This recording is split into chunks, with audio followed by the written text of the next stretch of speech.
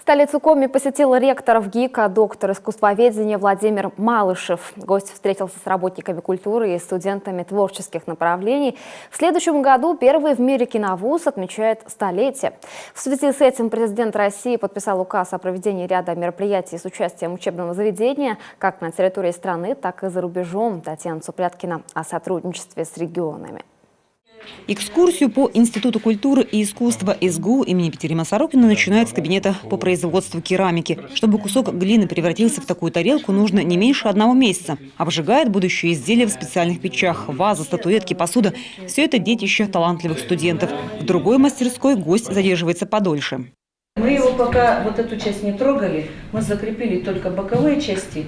Уже нет осыпания. Сейчас вот расчистка, потом займемся вот этими металлическими частями. Сундук старообрядцев, старинные иконы и даже фрагмент перегородки из крестьянской избы. В зале реставрации коллекции предметов обихода 18-19 веков, собранных во время экспедиций студентов по дальним уголкам республики. Одних только расписных прялок здесь несколько десятков. Кроме художественной и культурной, все вещи имеют прямую историческую ценность. В следующем зале работы в направлении народный костюм. Студенты овладевают множеством техник рукоделия и точно воспроизводят оригиналы. Ясно одно – творить и учиться у нас готовы.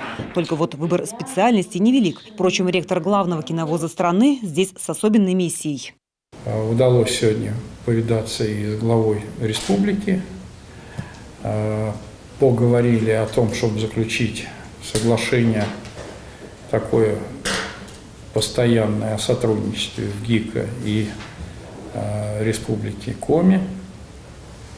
Что это означает? Ну, вот мы хотим в этом году привести сюда студентов, актеров для парочку спектаклей взять, какой-нибудь класс-концерт, провести совместные занятия с колледжем искусств, там актеров воспитывают, чтобы наш педагог приехал, студенты показали, чему их учат, ну и так далее.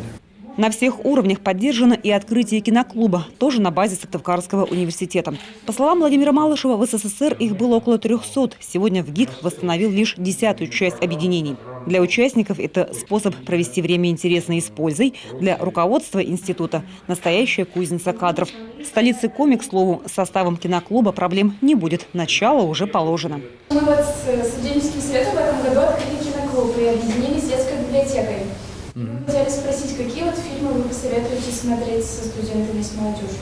По словам заслуженного мэтра кино, смотреть определенно нужно авторские ленты. Это все равно, что кроссворд, разгадывая который, получаешь огромное удовольствие. Отметил гость и внимание, которое сегодня уделяется всей отрасли в регионе. Для чего объявляют год? Я вообще считаю, юбилей и все вот по старой аппаратной работе. Это для того, чтобы получить еще и дополнительное финансирование на ремонт домов культуры, библиотек, пополнение фондов, может быть, на повышение зарплаты, на реставрацию. Вот. Только в этом смысл года культуры.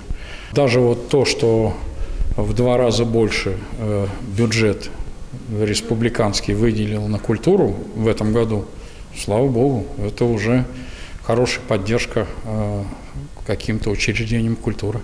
Приезд в Коми для Владимира Малышева юбилейный. В республике он был ровно 50 лет назад, когда работал в Сосногорске после окончания техникума. Теперь бывать в Коми он, скорее всего, будет чаще. Татьяна Цупряткина, Таисия Жакова, Павел Фетисов, телеканал Юрган, Сыктывкар.